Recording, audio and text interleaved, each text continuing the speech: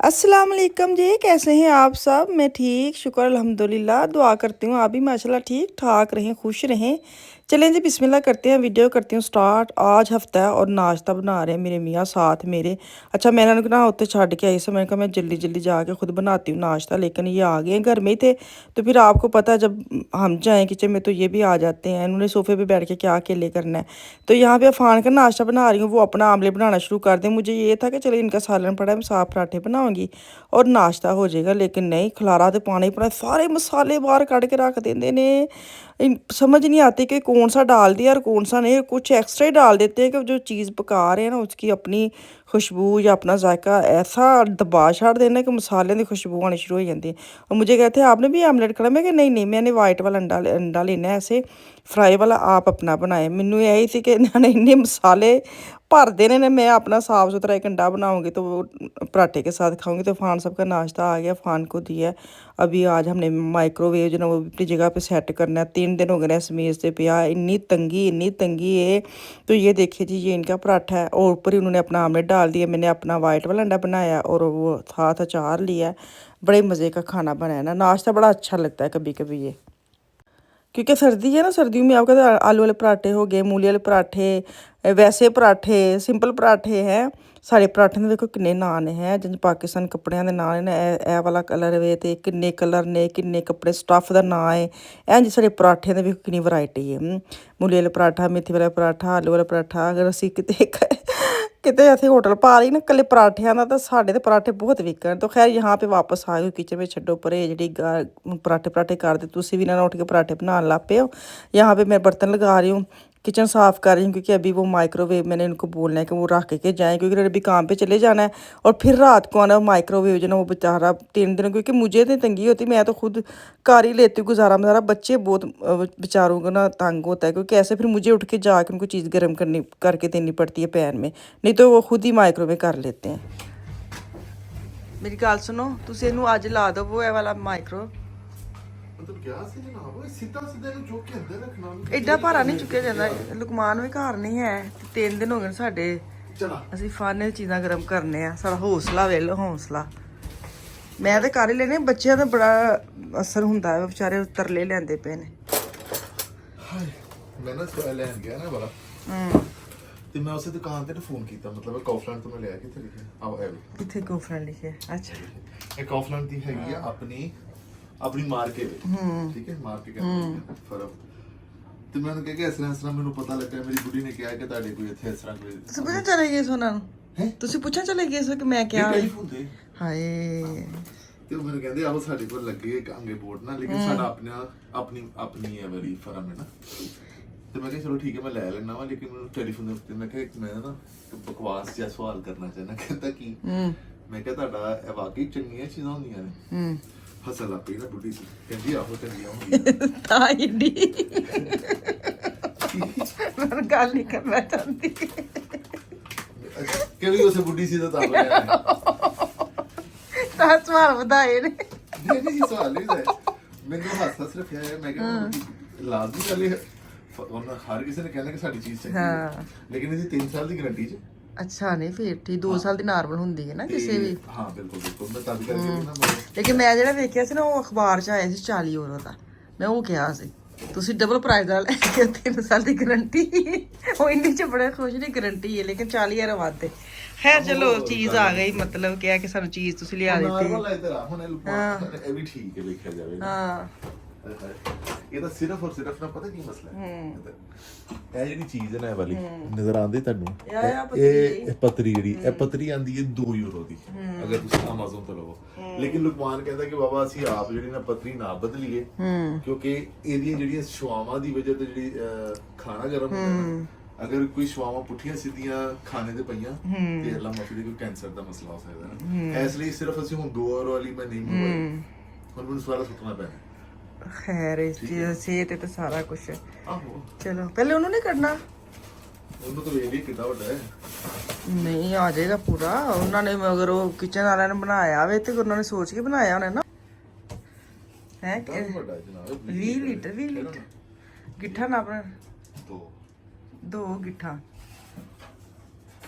ਇੱਕ ਇਹ ਛੋਟਾ ਜਿਹਾ ਹੈ ਹਾਂ ਉਹ ਛੋਟਾ ਲੱਗਦਾ ਵੇ ਜਿਹੜਾ ਡੱਬਾ ਹੀ ਲੱਗਦਾ ਬਸ ਵੱਡਾ ਹੈ ਹਾਂ ਡੱਬੇ ਹਾਂ ਠਹਿਰੋ ਜ਼ਰਾ ਪਿੱਛੇ ਤੇ ਤਾਂ ਪਤਾ ਕਿੰਨੀ ਤਾਰ ਲੱਗੀ ਏ ਹੈਲੋ ਮੈਂ ਆਵਾਂ ਆਹੋ ਇੱਧਰ ਆਓ ਇਹ ਤਾਰ ਬਸ ਦੀ ਲਾ ਦੋ ਸਹੀ ਹੈ, ਠਹਿਰੋ ਮੈਂ ਕਹਿੰਦੀ ਇੱਕ ਵਾਰ ਮੈਨੂੰ ਸਪਰੇਅ ਮਾਰ ਲੈਣ ਦੋ ਇੱਥੇ ਬਹੁਤ ਜ਼ਿਆਦਾ ਵੇ ਪਿੱਛੇ ਕਿੰਨਾ ਲੱਗਣ ਲਿਆ ਗੰਦਾ ਹੁੰਦਾ ਰਿਹਾ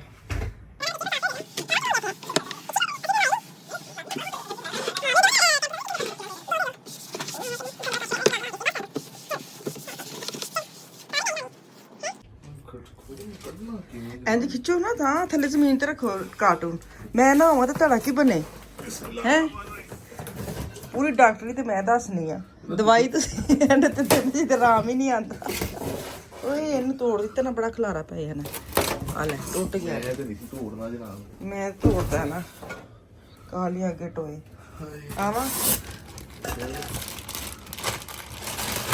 ਬਿਸਮਿਲ੍ਲਾ ਬਿਸਮਿਲ੍ਲਾ ਬਿਸਮਿਲ੍ਲਾ ਤੁਸੀਂ ਹੈਲੋ ਫੜਨ ਲਈ ਨਹੀਂ ਹੈ ਹੱਥ ਕੋਈ ਪਤਾ ਨਹੀਂ ਮੈਂ ਜਨਾਬ ਤੁਹਾਡੇ ਸਾਹਮਣੇ ਮੂੰਹ ਖੋਲਣ ਦੇਣਾ ਮੈਨੂੰ ਮੇਰੇ ਤੇ ਤੁਹਾਨੂੰ ਬਹੁਤਾ ਪਤਾ ਹੋਣਾ ਹੈ ਚਲੋ ਥੱਲੇ ਰੱਖ ਲਓ ਇਹਨੂੰ ਕੋ ਇਹਦੀ ਝਿੱਗ ਜੇ ਲਾ ਦੋ ਚਲੋ ਇਹਦਾ ਕਾਗਜ਼ ਵੀ ਖੈਰ ਚਲੋ ਲਾਓ ਇਹਨੂੰ ਬੁਰਕਾ ਲਾ ਦੋ ਉਹਦਾ ਅੱਛਾ ਤੁਸੀਂ ਨੇ ਇਹਦੀ ਹੁਣ ਤਾਰ ਲਾਣੀ ਪਹਿਲੇ ਇੱਕ ਵਾਰੀ ਖੋਲ ਵੇਖ ਲਈ ਅੱਛਾ ਲੱਗਣ ਡਿਆ ਹੈ ਅੱਛਾ ਮੈਚ ਹੋ ਗਿਆ ਹੈ ਬਲੈਕ ਸਾਡੀਆਂ ਚੀਜ਼ਾਂ ਨਾਲ ਤੁਹਾਡੀ ਜੀ ਕਿੱਥੇ ਬਲੈਕ ਤੁਹਾਡੀ ਸ਼ੈ ਕਿੱਥੇ ਕੋਈ ਉਹ ਵੇਖੋ ਓਵਨ ਥੱਲੇ ਸਾਡਾ ਕਿਚਨ ਬਲੈਕ ਹੀ ਹੈ ਅੱਛਾ ਇਹਦੇ ਵਿੱਚ ਉਹ ਹੈ ਕਿ ਇਹਦਾ ਢੱਕਣਾ ਜਿਹੜਾ ਪਲਾਸਟਿਕ ਦਾ ਨਹੀਂ ਨਹੀਂ ਟਕਣਾ ਤੇ ਨਹੀਂ ਆਂਦਾ ਉਹ ਤੇ ਆਪੇ ਹੀ ਲਈਦਾ ਵੇ ਇਹਦੇ ਚ ਜਿਹੜੇ ਨਾ ਉਹ ਕੀ ਚਿਕਨ ਰੋਸਟ ਕਰਨ ਵਾਲਾ ਉਹ ਹੈ ਜਿਹੜਾ ਅਸੀਂ ਕਦੀ ਨਹੀਂ ਕਰਨਾ ਅਸੀਂ ਓਵਨ ਚ ਰੱਖੀਦਾ ਲਾ ਲਾ ਐਡੀ ਲੰਬੀ ਹੈ ਤਾਰ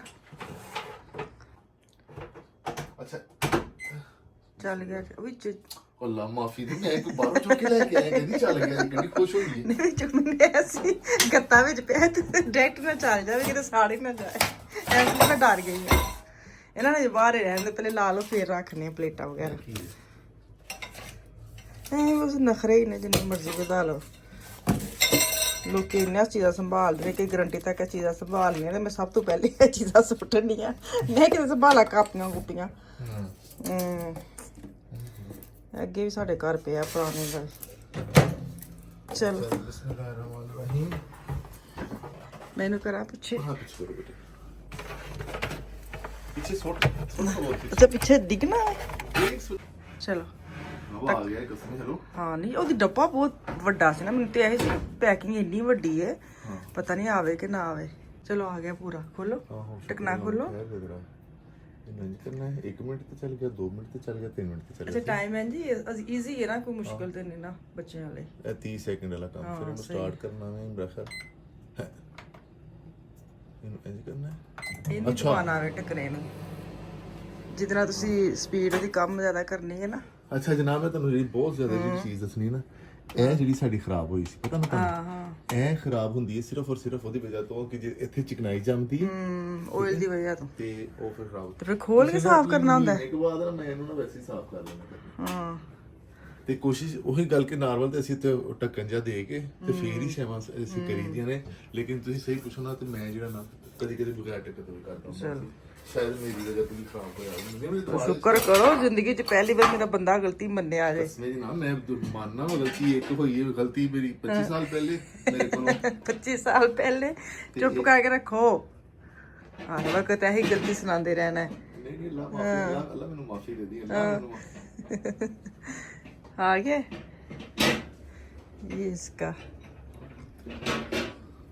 हो गया सही वो तो हो गया सही ते ये फिलहाल रख दो शोबाजी ले चलाओ ना जरा अच्छा मैं चलानी है कि तुम चलाओ ऐसे नहीं नु पहले ज्यादा करो ना अच्छा इंज करना हां कैसे करना है